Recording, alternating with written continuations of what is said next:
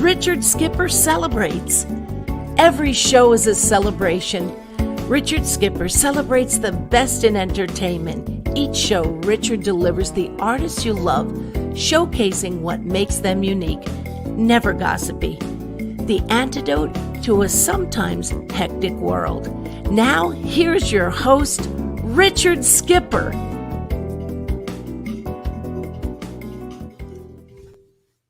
Happy Wednesday, everyone, and welcome to the latest edition of Richard Skipper Celebrates.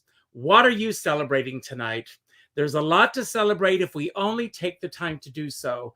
Now, some of you out there may think that I'm wearing green because of Christmas, but actually I'm wearing green because Ireland was established on this date in 1937. Did you know that? I discovered that just before we went live tonight. So I grabbed my green jacket, I put on my green lights, and I thought that was worth celebrating tonight. And I also have Goldie Dver in the wings. And tonight I get to surprise all of you with a brand new single that we're going to debut tonight. Now, we're not going to play the entire single because we want you all to download that single. But you're going to get a little snippet of that right now. And on the other side, Goldie, she's waiting in the wings. Here it is.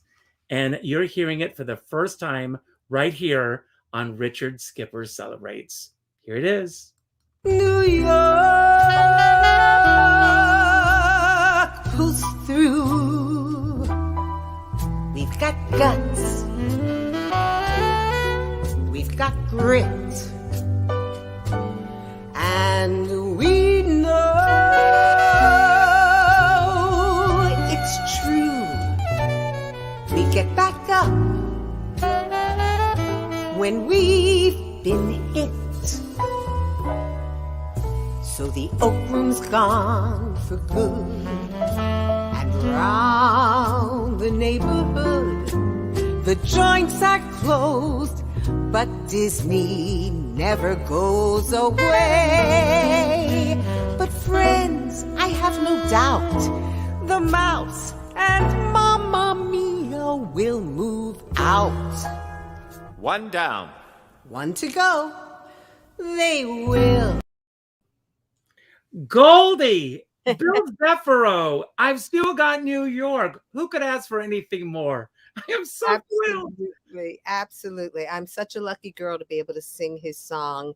It's really my favorite song of his that he's written, and he's written a lot of really wonderful ones. But from the first time he played that for me, it just hit me, right where I live. And we did it in the show that we did last year. And we felt it was appropriate for that to be the first single that we're releasing from the CD of that show, Back in Mama's Arms, because it's so appropriate for where we all are right now. Exactly. Well, I want to ask you, first of all, welcome to Richard Skipper Celebrates. I'm so thrilled that you're here. We have been trying to get you here for some time. I have interviewed you in the past through my blog, and you're brilliant, amazing, wonderful. We can keep going with the accolades. Director. Oh, no, stop. James Beeman reached out, and he was here, of course, a couple of months ago on his birthday. And he said, "Would you consider bringing Goldie on the show?" He didn't have to ask me twice. So I'm thrilled that you said yes. But I want to ask you: we are still in the midst of a holiday season. What are you celebrating right now? Well, first and foremost, I'm celebrating that I and all of the people that I love and care about and my extended family as well, that we've been very lucky. We're healthy, we're safe. A couple of people I know have had COVID, but they got through it okay because they were vaccinated. Good. And I think that that is what I am truly most grateful for. You've got to be here to be able to do anything else. And these are very precarious times we live in. And I have to tell you, I saw the funniest bumper sticker today. It said, if you are reading this, you have survived a effing pandemic.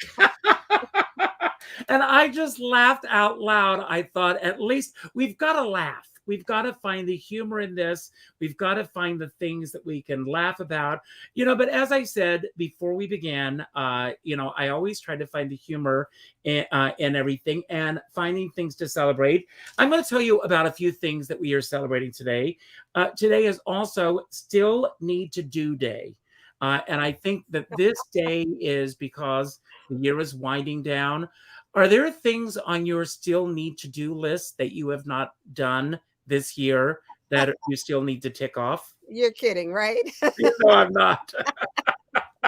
First of all, before I even get into that, I heard you when you said this was National Irish or Ireland. Ireland Day. I didn't realize that it was only in 1937 that Ireland was established. I didn't know that either. Yeah. But my dear sister-in-law, Eileen, is Irish Catholic. And I'm very happy to do this and to celebrate her heritage as well. Oh, good. Is she watching? I hope she's watching it. I think they're watching. Either live or later. Yeah, So- we'll find out later if they comment or if I have to chastise them, but we'll Yeah, see. okay. But okay, still have to do. Okay, so these are just not necessarily in order of importance, but in order of like where it sits in my brain. We are going to be doing a video of the song, the Bill song.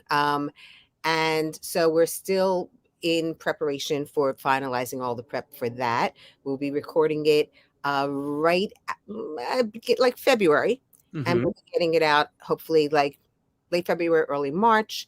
So that just is sort of, the wheels are turning.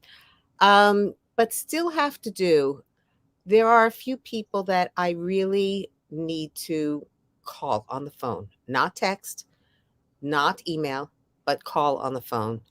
Couple relatives, couple dear friends that we don't get to see each other. We live, distances, and it's important in today's world to, and I'm a terrible card sender or letter writer, but I'm good on the phone. I give good phone.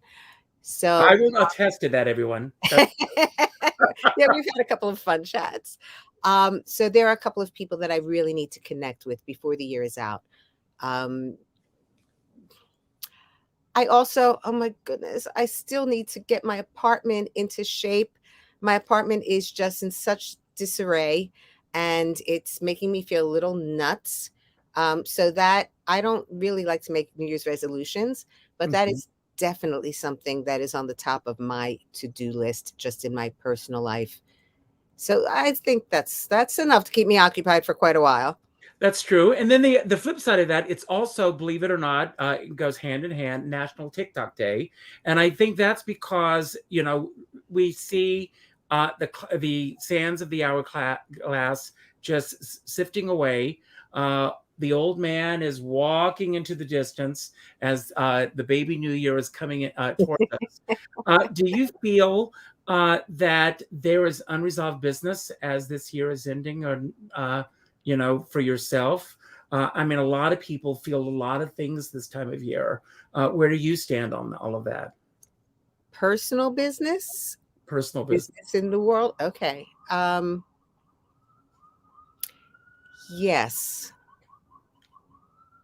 Well, there's personal career and then there's personal. The personal career is a little easier. Let's start there. I'm so glad. First of all, I want to thank you for doing this tonight, because I wanted you to be the first one to even premiere even just a little snippet of the song. I love it. And I've heard the entire song. And Bill, if you're watching either now or later, kudos. It is such a beautiful song. It's a great song. He played it beautiful. He played on the CD. Well, I That keep was his voice. You heard everyone at the end of that. Yes, one down, one Yeah. to go. And he will be in the video as well, of course. So we are the album, and I've heard you refer to this before, but I still call them albums too. I even have a hard time calling them CDs. So the album is basically a studio representation of the show we did. We're not doing every song. We're sort of tailoring it a little differently. And the fun thing is that I'm learning so much about what can be done in the studio. We're able to add instrumentation that couldn't afford to do in a cabaret show. And even though live performing still is and will always be my first love, because that connection with the audience is just, there's nothing like it. I am having so much fun being in the studio and finding just what the possibilities are. Chip Fabrizi is Deaf PPI. Couldn't have anybody better. Chip. Jamie Beeman, my director for this whole project, my director in life. Okay. But he is amazing. I just love working with him. So I have an amazing team helping me put this CD together. And so we have 5 songs in the can. We have several more to do. And I don't want to sort of let any cats out of the bag, but I'm talking to a couple of different musicians whom I just adore. Their playing and them as a person. And to do different takes on a couple of these songs than what we did in the show. So that's sort of what I've been focused on. It really has been taking my main time and focus and occupying my time. Because we have to really move this project forward now. And on a personal level, for me, it's always a question of balance. I'm a Libra. I am such a Libran that, it's all about the scales and the balance. And when I am not in balance emotionally and personally, it's hard. It's hard to move forward. Sometimes in the course of trying to keep myself in balance, I think I make some other people nuts. I'm trying to really be more aware and more conscious of that. And there are a few people in my life that are close to me that have let me know in basically nice terms that, Goldie, you're making me crazy. Stop. So I'm trying. Well, I'm going to ask you, what keeps you balanced? And especially, let's talk about where we are in the world right now at this moment.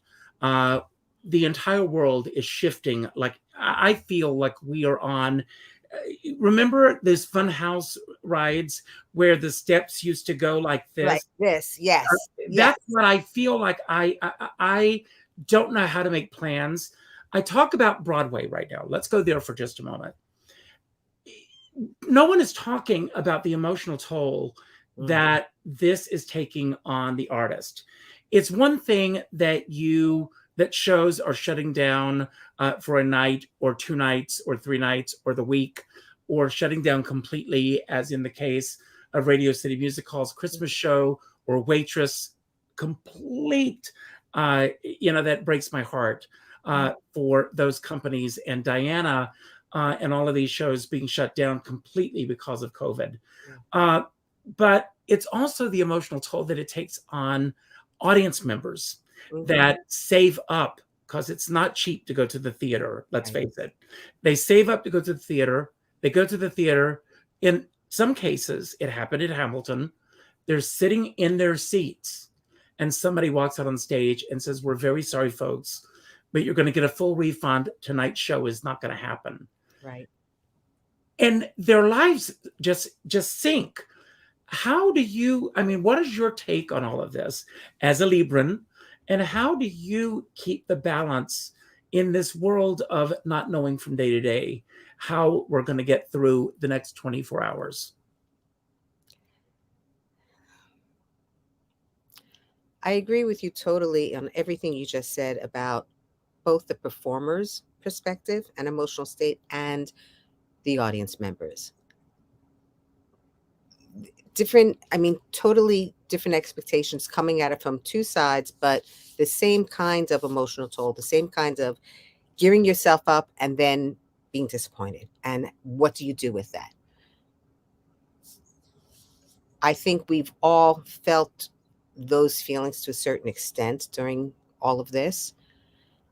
And I don't know whether it's good or bad, but I have tried to sort of not keep my expectations too high. And sort of just try to be ready when I'm going to have to, like, all of a sudden shift gears, shift direction. For me, there's been a lot of emotional turmoil over the past few years. My husband passed away, this, that, and then COVID and everything else, everything that everybody's going through it. For me, work has always been the refuge. That has been what I can focus on. And I've been very lucky in that my work has allowed me to explore the emotions and work through them. It's been very cathartic. But strangely enough, the beginning of COVID, those first 3 months was the first time in my life ever that I actually I was in a depression. First time ever. And I think it was a combination of the total isolation. I'm fine living alone, but that was alone. We were all isolated in our apartments. We weren't socializing. You went outside. It was like nuclear winter. No one was around. And I was not able to, for the first time, I was not able to channel it into my work. I literally had to avoid my work. Couldn't even listen to music. Couldn't focus long enough to watch a movie. I could only keep on mindless old TV sitcoms in the background, had to have noise in the apartment that I didn't have to watch. Couldn't read a book, couldn't focus on anything. The thing that started to bring me back was my fabulous therapist practically ordered me to do a voice lesson with Bill. Bill Zeffiro was my voice teacher too, by the way. Amazing voice teacher. And he was doing virtual voice lessons, but I couldn't even get myself there to do that from my apartment over Zoom. And Talia, my therapist, said, you know what? I'm giving you an assignment. When we hang up, you're going to call Bill. And I did. And that was the first thing that helped me reconnect. So I know I'm sort of going back to go to New Jersey, coming back to answer this question. But so for me, keeping balance for me, in all honesty, keeping balance means being able to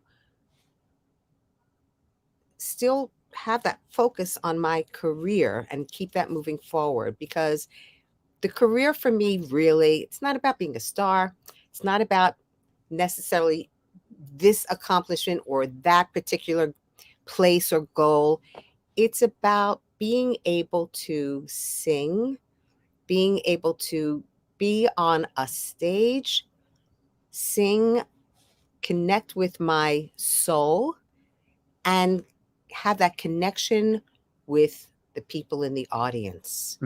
That, because it's always what I feel, it's always a sharing moment. When I go on stage these days, as soon as I step on stage, I feel that's my home. But it's my home that the audience is invited into my home, and I am sharing a moment with them. It's never about, oh, look at me, watch what I'm going through. What does that mean? That's nothing. It's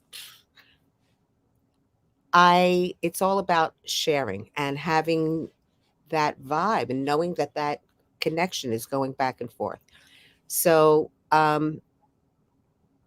so that is so important to me these days. That is like the true driving force in my life. But I still need that personal side. I need the Mhm. family. I need my friends. I have a very close circle of dear, dear friends. Some of them are in the industry, some of them are not.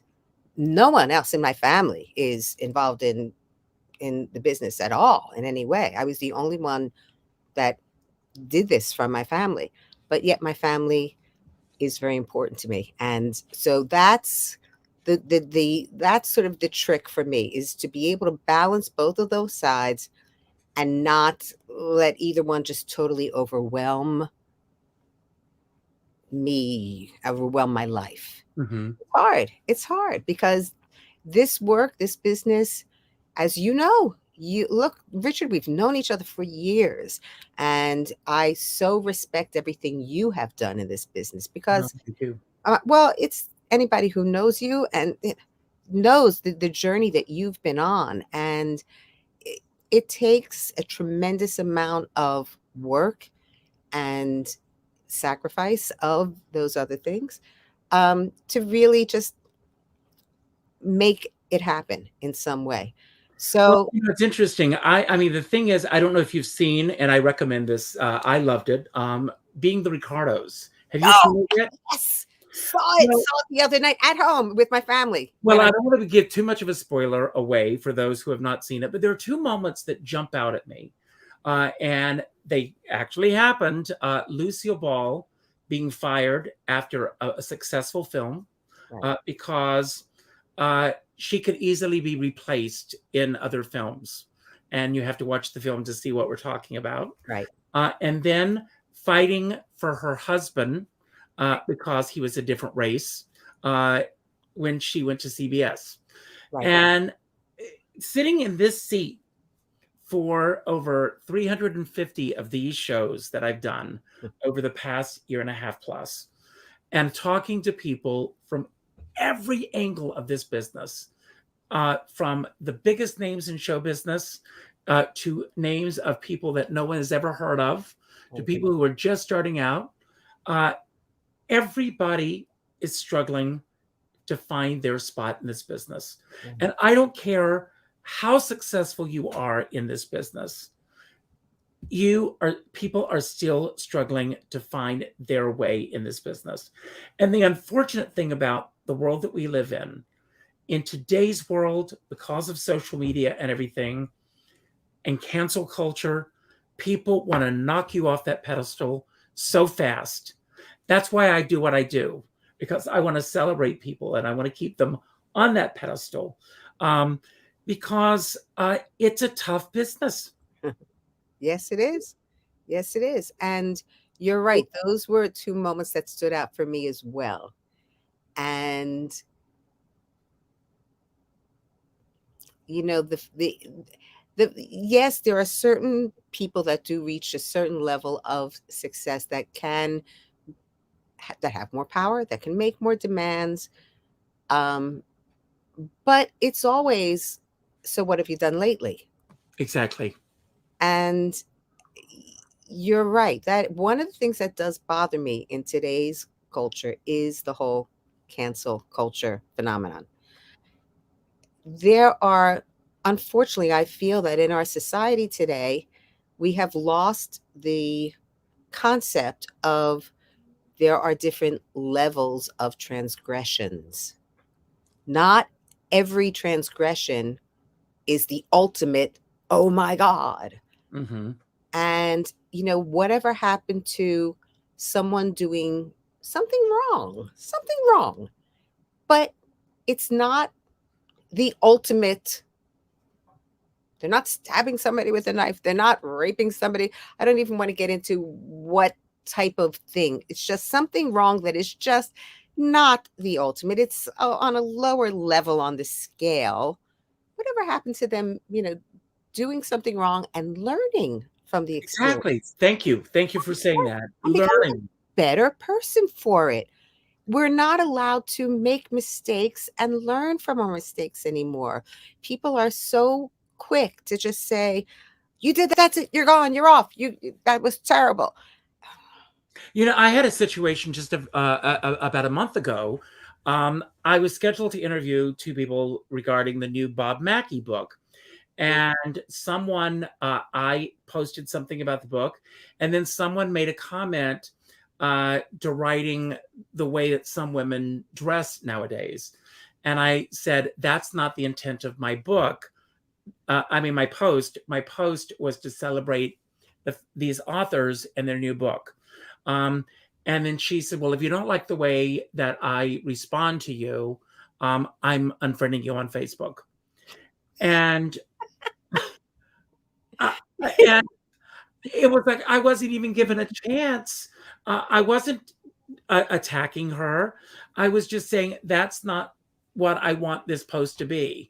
I didn't want this post to become about everyone attacking the way people dress or not dress and whatever. I wanted to celebrate these authors. Right.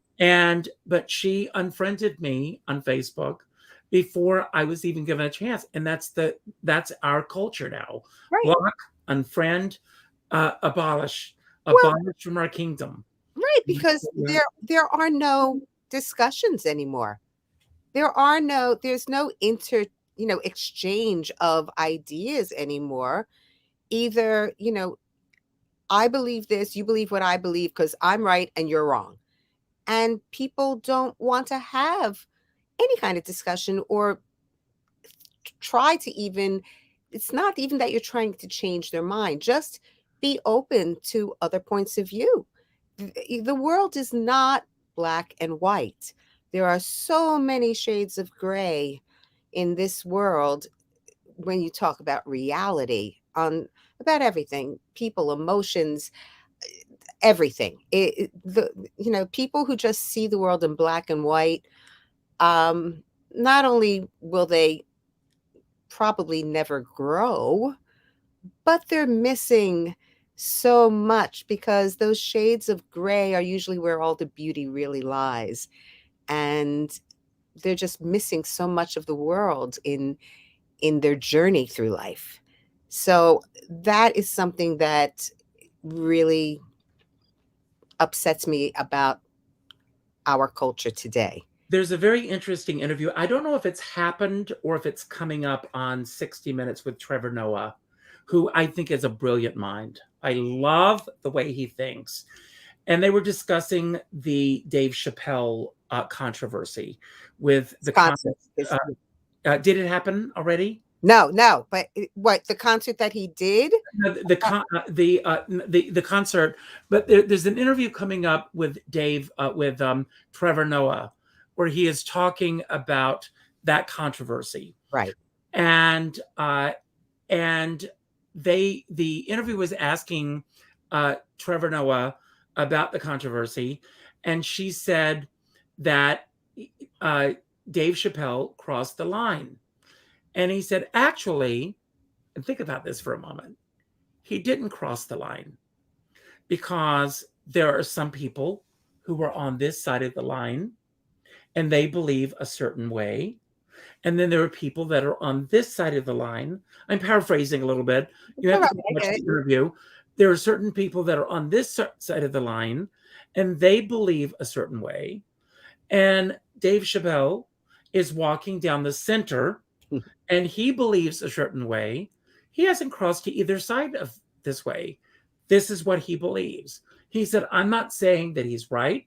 I'm not saying he's wrong. I'm just saying he has not crossed to either side. This is what he is. And it's an interesting way of looking at this thing, because it could be a way for us to have a conversation.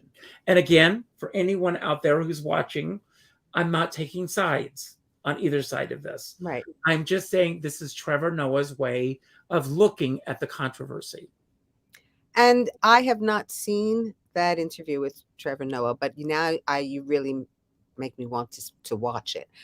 But I agree with that philosophy, with that point of view.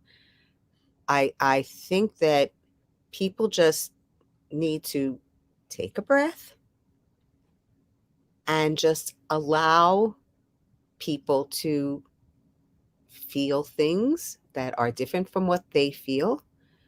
And you know what? And just allow people to be. Hmm. And when it comes to comedy and comedians, um,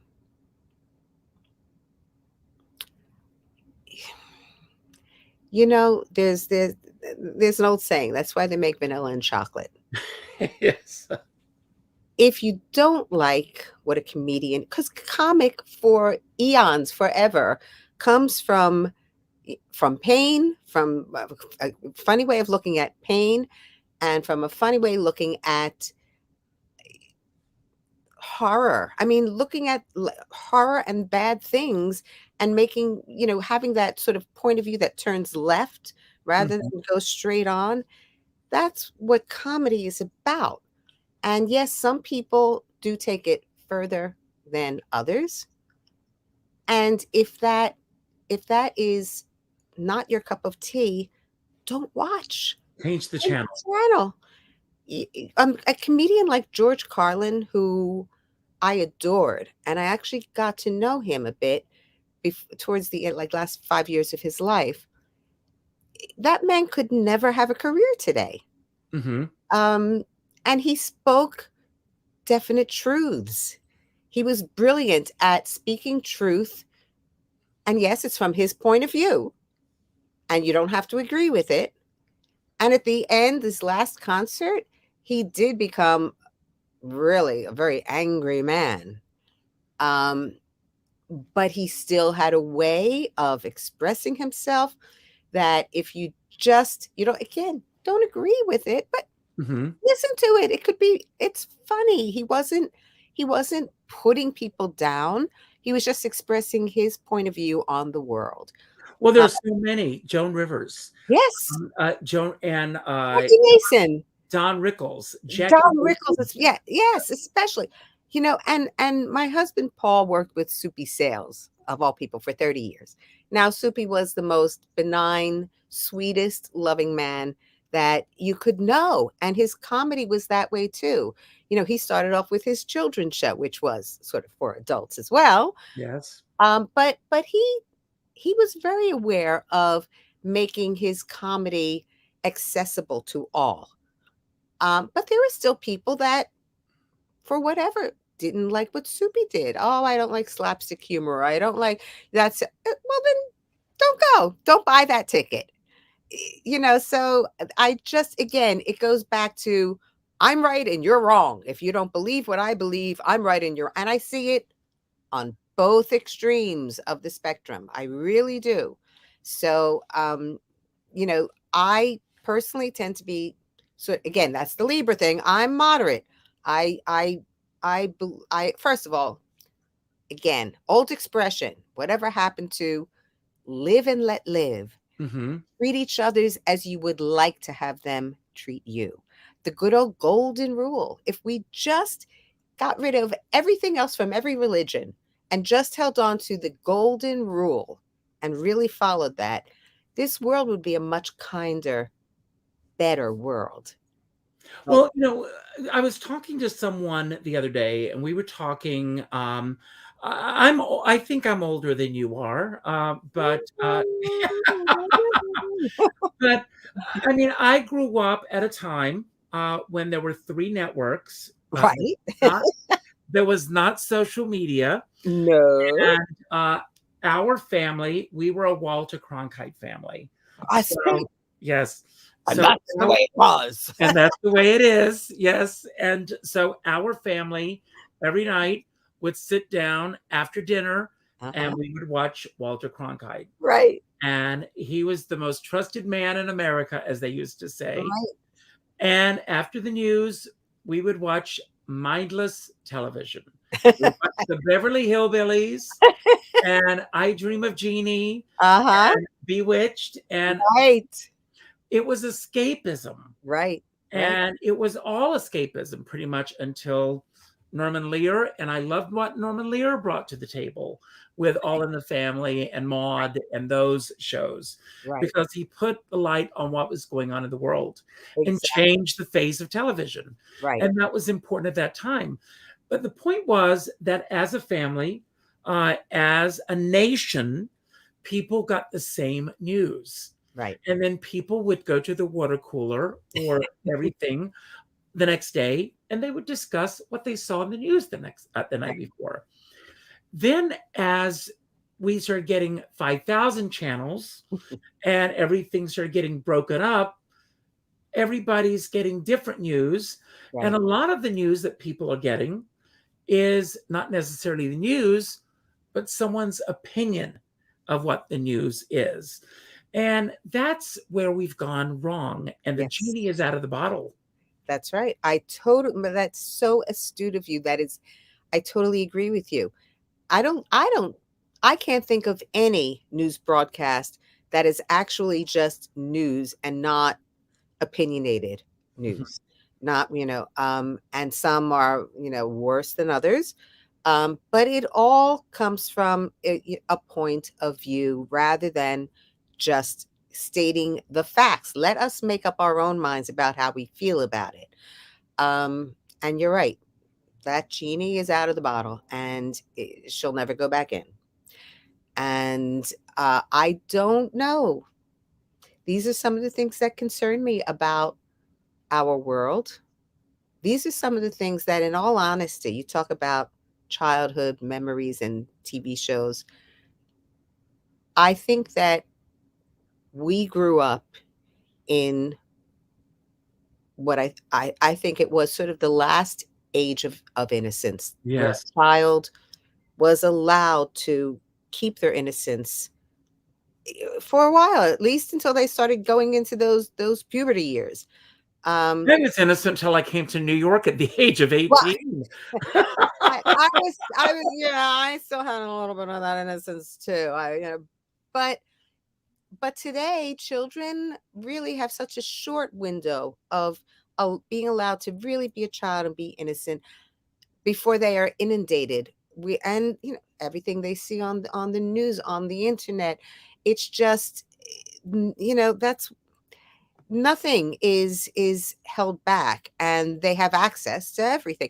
I see kids in their strollers working that iPhone better than I can. They know from, like, they come out of the womb with an iPhone in their hand. That's true. I came out with glitter, but that's a different story.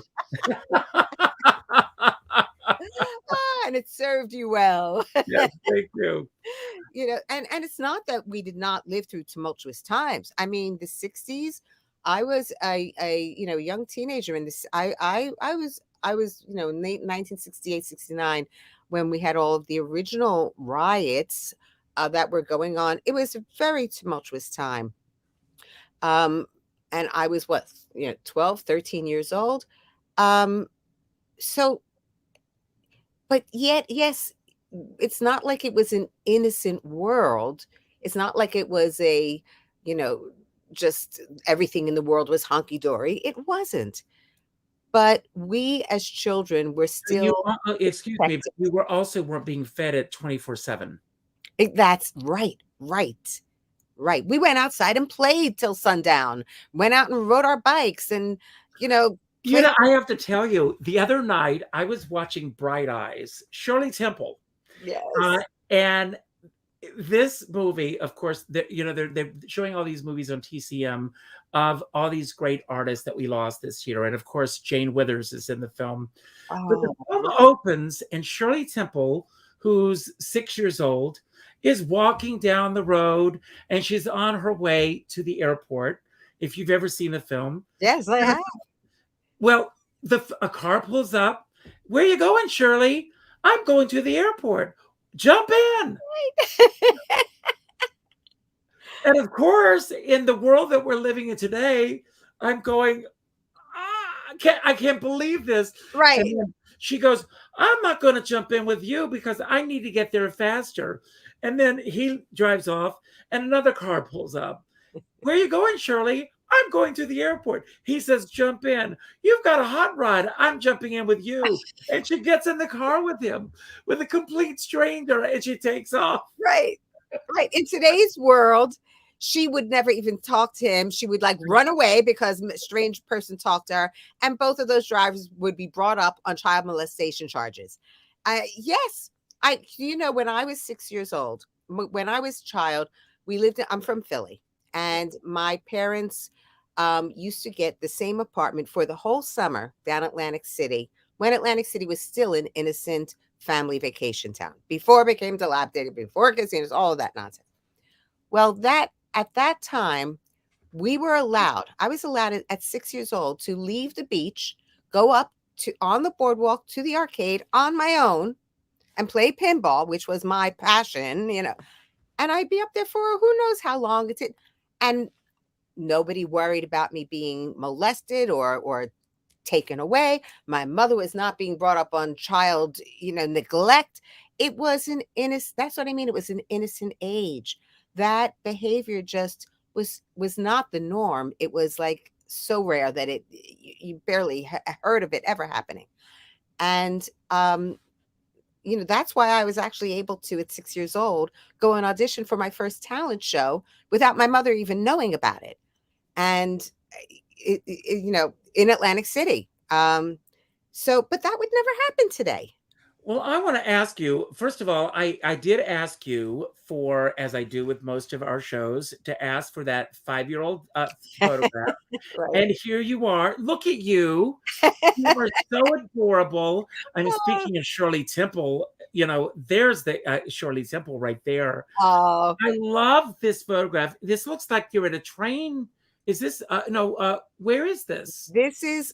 I was born in South Philly. This is on the front steps to my house. Oh, I love this.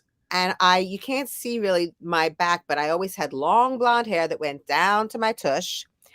And which is why growing up, I became known as, because my real name is Beverly. Beverly Gold is how I was born.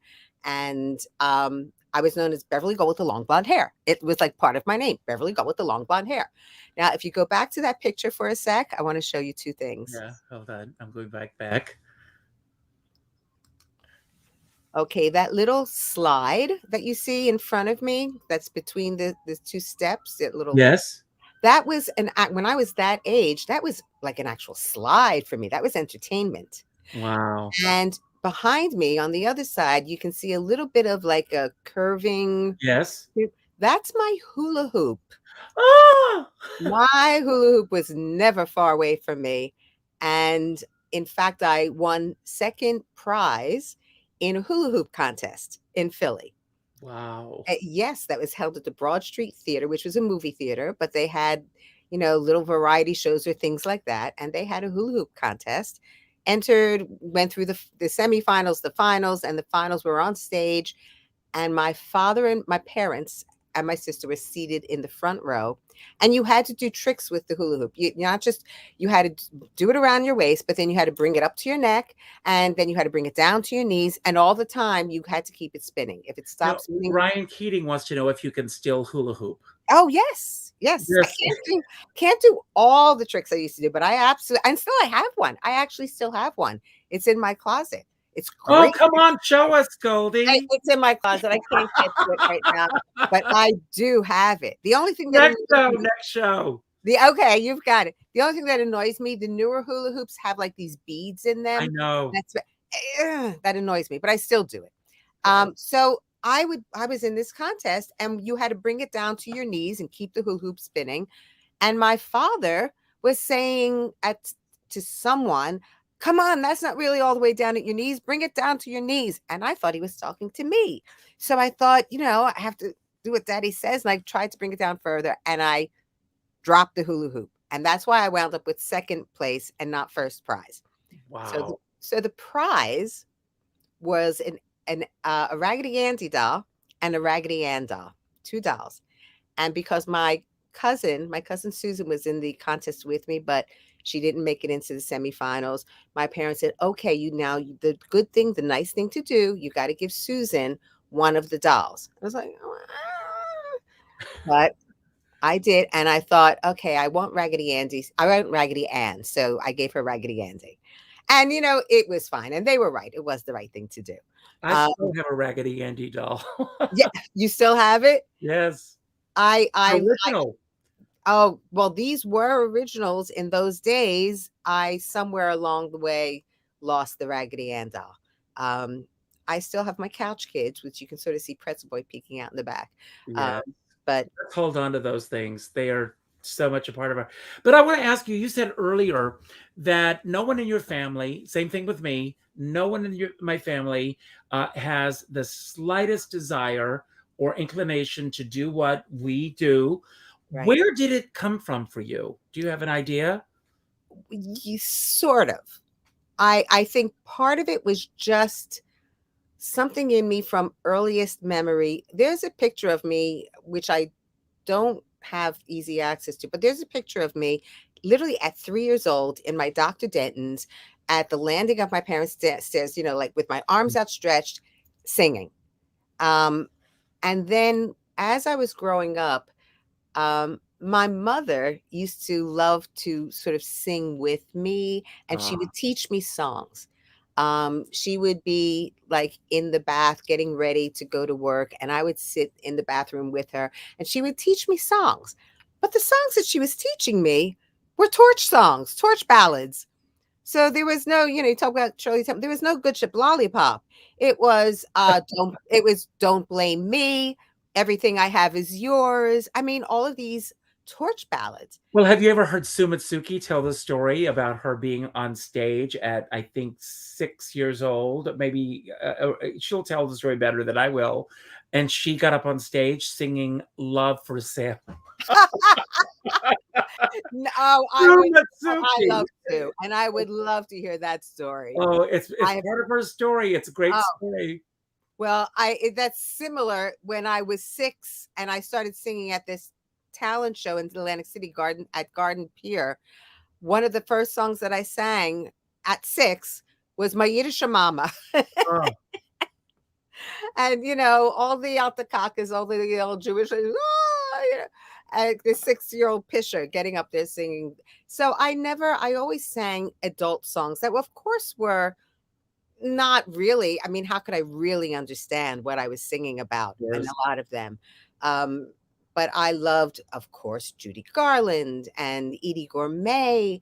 And when I was very young, it was Brenda Lee and Connie Francis. Oh, wow. I'll follow the boys wherever, So it was, again, childhood memories are wonderful. So those are the only sort of two things that I think as a very young child really helped to nurture this in me. Mm-hmm. But I just always loved music. I loved listening to singers. And I love Sinatra. I loved Sammy Davis Jr. Oh my God. And but that's growing up, I wasn't listening to rock and all of the things that my peers were listening to. I was listening to these classic singers. And of course, Funny Girl blew me away. All those things that I wore out the grooves to. It got to the point I would go over to my great aunt's house because she had the best stereo and downstairs in her rec room, and it was those old consoles, remember? And she had the Judy Garland double album, Judy, Judy, Judy. Well, I would go down to her rec room alone. I would put those two albums, you could stack the two albums. I would put those two albums on, turn out the lights, and I would lay down on the carpet and just let the music engulf me. Oh my God, the best.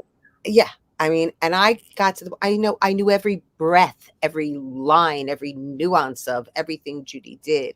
And that was what did it for me when I was growing up. So that's what I wanted to do.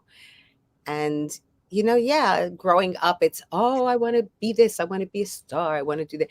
But as I matured and started working in the business, it really turned into, I just want to be able to sing and do the best that I can and be authentic and just be respected by my peers, and do something that is worthwhile and will touch people. Well, you certainly have succeeded in that department. We are going to run out of time, but before we end, I always end with my homage to James Lipton. Right. Yes. inside the actor studio, and I've got my questions to ask you. I've heard you do some of these. Yes. You ask tough questions. And the first one is, who is the one person that you have learned the most from in your career thus far? I really have to name two people. The first one was my husband, Goldie Dver. We were married for 41 years. Wow. And he was quite a unique man. Wore many hats in the business, writer, composer, delved in comedy, musical director. He was the first one, because I went to the American Academy of Dramatic Arts. It was a wonderful experience. I was not ready for it. Okay. It sort of messed with my head a little bit.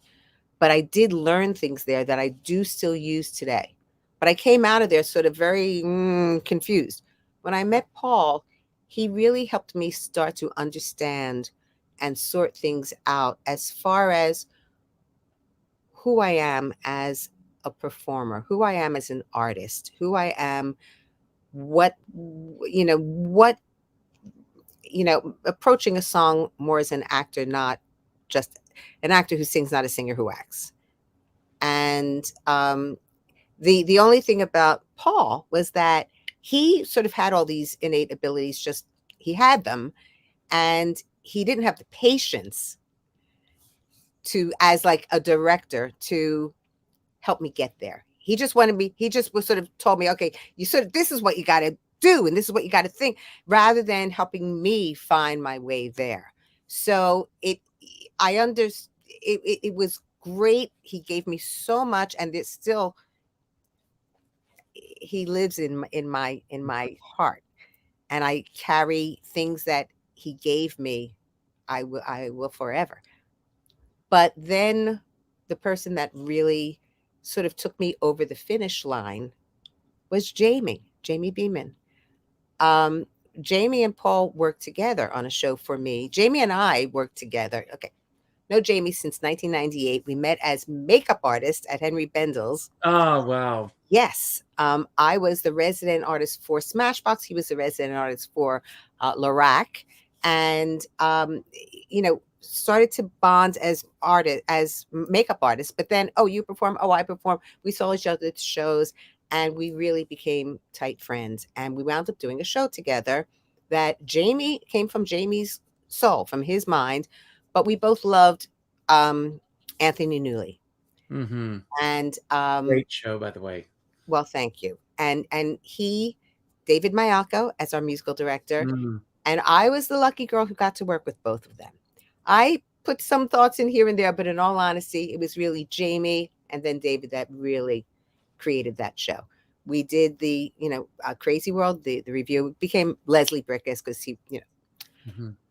And that was really one of the most amazing musical and theatrical experiences I have had. It was incredible. We won the MAC Award for that, which was it was a thrill. It really was. And Jamie and I went on to work on other projects, and Jamie wound up directing me.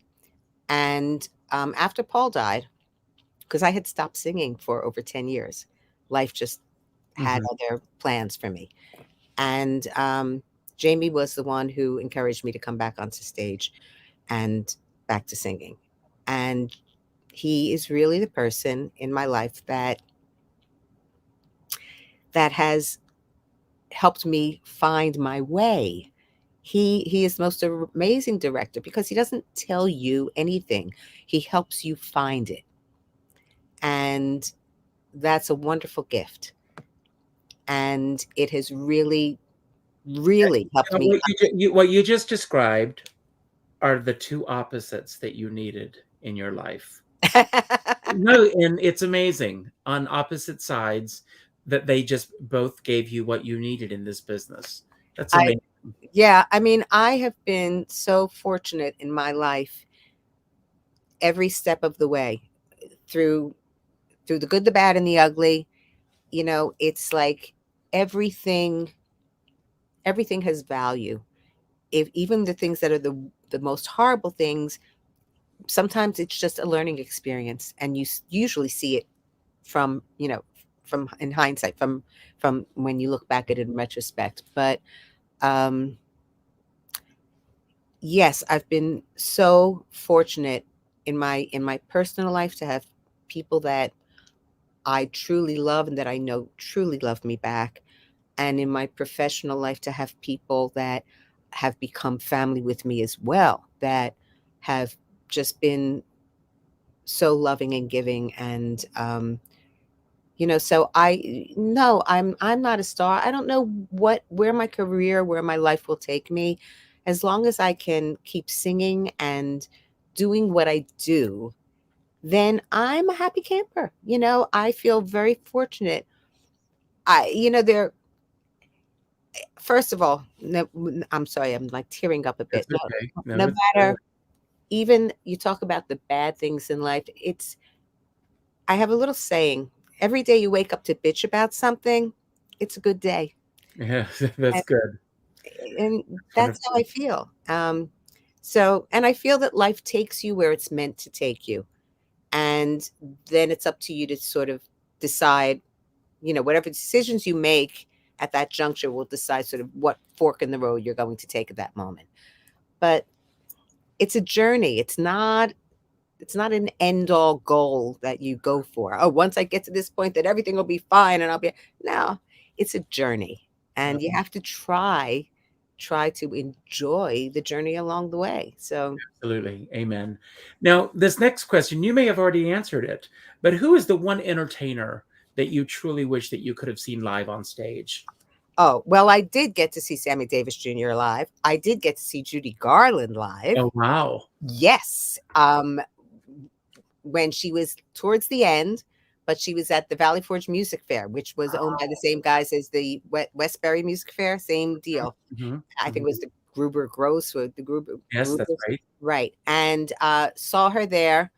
And it's at the time when she had Lorna and Joey on stage with her. Joey would come up and play drums, and she'd sing to it. Then Lorna would come up and she'd sing a song, and then she'd sing something with Lorna.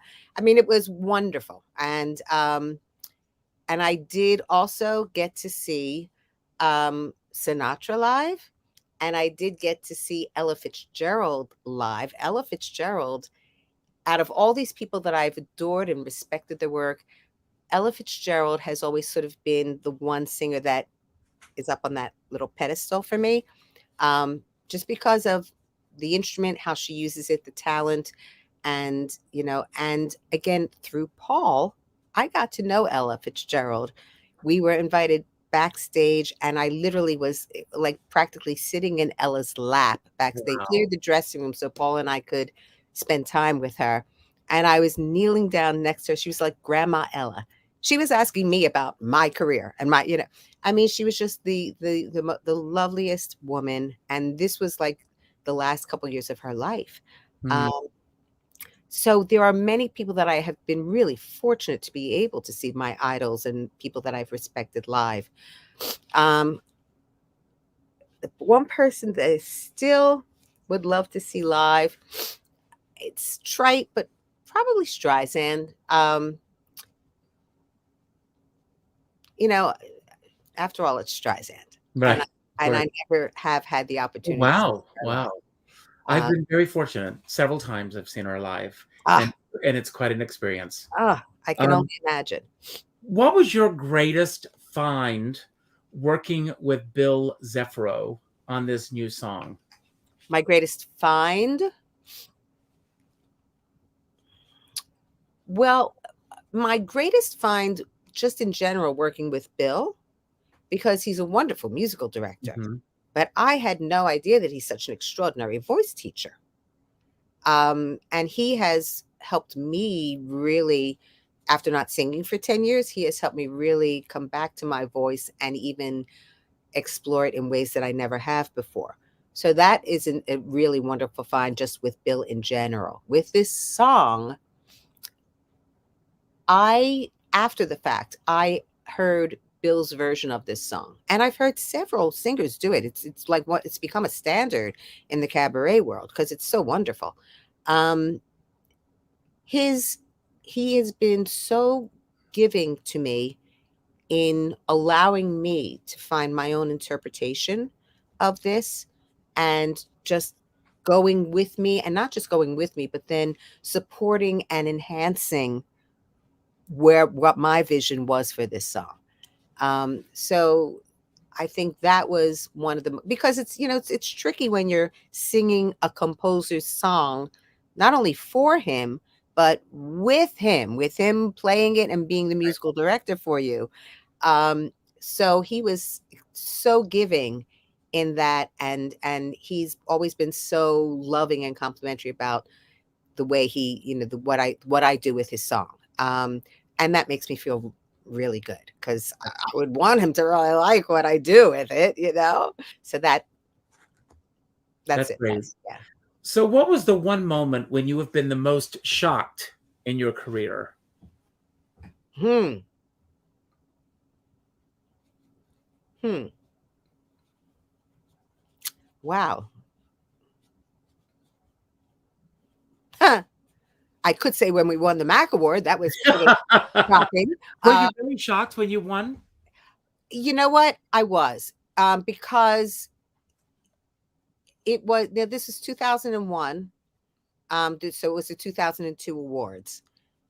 And we felt very strongly that we just did such wonderful work. We were very proud of that show.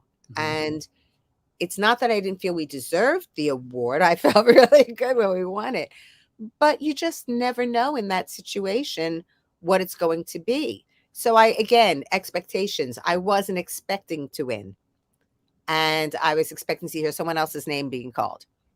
And when they called Jamie and my name, because we co-produced that show, Mhm. that was shocking. That was a shock. So that's just something that comes readily to mind. I've had several shocks in life, um, So, but that one was a good shock. That's great. What's the single most beautiful sight that you've ever seen? Oh, a beautiful, beautiful sunset or Mm. sunrise. That my father was the one who really taught me to appreciate nature. Um, from the time I was 9 till when I was 19, every Tuesday night was my voice lesson. And my father would drive me to my voice lesson from Northeast Philly into Center City. Wow. And my lessons were $5 for a half an hour. Okay. With Harold Singer in the Schubert building, which is the Schubert Theater in Philly.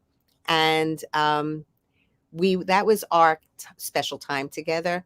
And we would drive, and it would always be sort of around sunset, depending upon the time of year.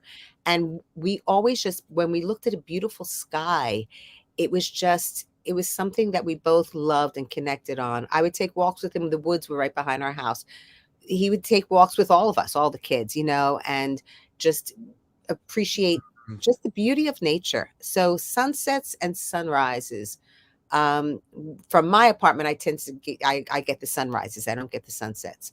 But when I walk over to the Hudson River, where that whole esplanade is now, catch some beautiful sunsets there. That's for me truly the most beautiful thing. I agree. Absolutely beautiful. When have you been the most silent in your life? Probably never. Come on, I'm a Jewish woman. Oh my God. The most silent. Hmm. I can't even say like those times when in synagogue or something, because whoever I'm with, we're always sort of like making little Oh, that's side funny. comments. Um, the most silent is probably when I am watching again just someone perform, when I'm at someone's show live, and they are just doing a song that they're so connected with, that is just making me feel so much that I can't speak. I just need to listen and take it in. I think that's when I tend to be the most silent. Other than that, I tend to have a problem. Okay. What is the longest that you could spend on a desert island with your best friend before you would need to find another friend? Oh, wow. Wow. Depends on the friend. Let's see. Um, you know what? Would I have, can I ask you a question, a Yes. qualified question? No. Would it be like in survival mode when you say a desert island, or like a lovely desert island with like a little resort there? Oh, well, I had not thought about that. Let's go with either or. Okay, so let's go for survival mode because that's really intense. Um, you know what? I could probably spend forever if we're in survival mode, because if that was me and my best friend alone, we would be taking care of each other. Okay. And Good it answer. wouldn't always be easy, but Yeah. we would be taking care of each other. So probably forever. Did you ever worry your parents when you were growing up? Yes. Yes.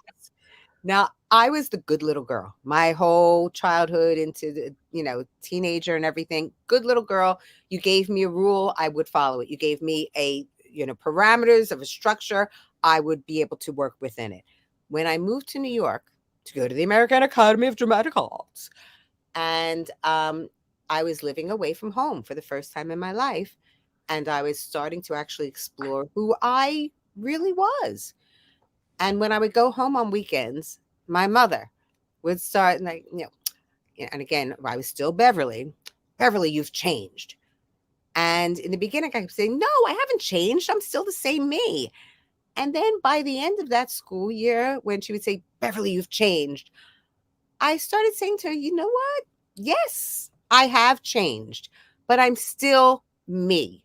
Hopefully I'm somebody that you can still like, but I'm just exploring who I am on my own, but I still have the same values. But yes, I've changed. I'm growing. And you know what? My mother got it. I Good give for her. her, Good for I had you. very smart parents, and my mother was very intuitive. So, mothers and daughters, it's like that thing. Right. But Absolutely.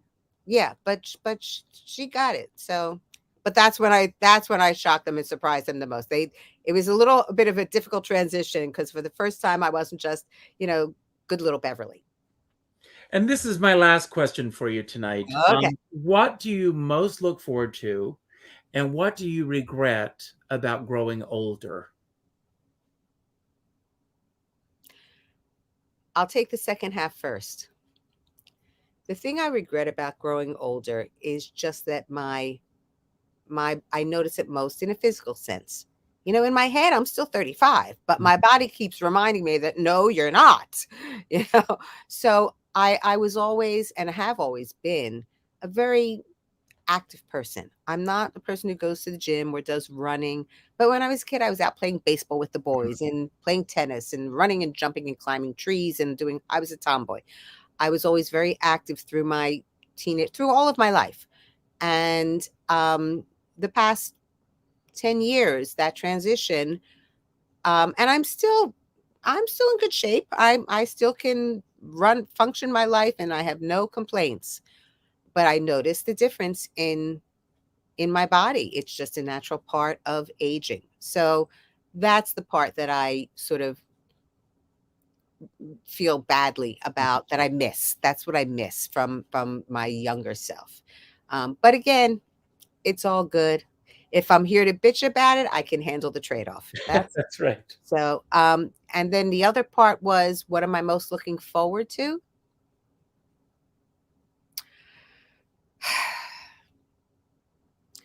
I'm most looking forward to two things. A time in our lives when COVID will become just a manageable part of our existence, the way the flu is now. Hmm. And I won't say more than that.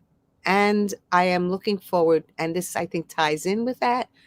I'm really looking forward to and hoping for a time when our world becomes once again, just a bit of more of a kinder, gentler, more accepting world where everyone is allowed to just be who they are. No one has to be anything but who they are. And that hopefully the world will accept everyone just for that, just for who they are. It doesn't, that's really that really is a very deep desire in me. I don't know if I'll live to see it. And I do feel that's sort of one of the things that makes me not regret the fact that I am the age I am. That, I don't know how much longer I want to see where the world is going. But I still hope, I still have faith. I still really believe, and I don't know whether this is my Pollyanna side, but I really believe in the good, the intrinsic goodness that I think exists in people if they are just nurtured in that direction and allowed to explore that rather than negativity. So I believe that it is possible. Absolutely. And yes, everyone, thank you so much for that, Goldie. And don't go anywhere for a moment. I want to build upon that for a moment in my closing remarks.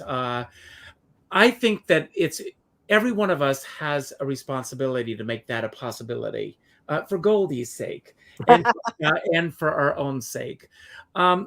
Every day, all of us, it's obvious because you're all here, all of you that are here, we are all on social media and we choose what we put out into the world.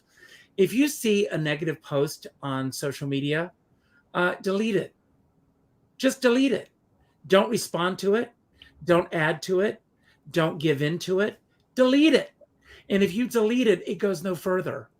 And you can just get rid of it and you don't have to give into it. If you see a positive post, especially when it comes to our friends like Goldie, as I'm looking right now, I see Glenn Charlo, Ryan Keating, Ellen Helgens, Becca Kidwell, Tesla Bella. If you see postings from any of these people, there are 3 steps that you can do. Like, comment, and share. If you do if you do those 3 things, you are engaging in social media. That's what social media is built upon. The algorithms of social media are built on negativity, and those posts rise to the top. But if we can all shift that paradigm, we can make social media and the world a better place because it's what we're all putting out there. So that's what I want you all to remember from this show tonight, among everything else that we've talked about tonight. I hope that if this is your first time here, that this won't be your last time. On Richard Skipper Celebrates on YouTube, there's a little button that says join in the celebration. Glenn Charlo, who is here, my designer, has made this very easy for you to share this with your friends. All you need to do is tell your friends, my website is called richardskippercelebrates.com. If you send them there, it will bring them to my YouTube channel. So send people here. I'm all about celebrating artists and their body of worth.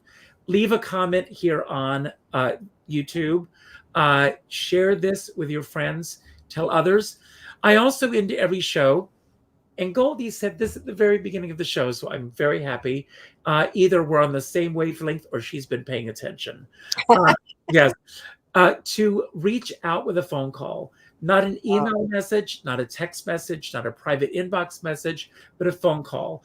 Go to your Facebook page after tonight's show and go to, let's say, the 3rd name that pops up and reach out with a phone call. And call that person and tell them what they mean to you.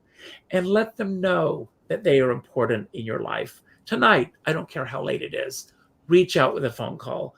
And As my dear friend and our dear friend David Friedman always says, we're all in this together, but we're not in the same boat.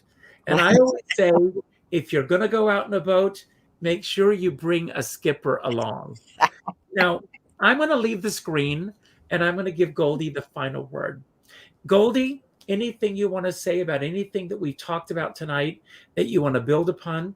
Anything that we didn't talk about that you wish we had? Or just any message that you want to put out in closing to the world right now and to everyone who's watching? Don't worry about how to end the show. As soon as you say goodbye, I will end the show. Thank you for the gifts that you've given to all of us and that you're going to continue to give. And thank you, Bill Zeffiro, for an amazing song. Thank you, and thank you, everyone, and Happy New Year.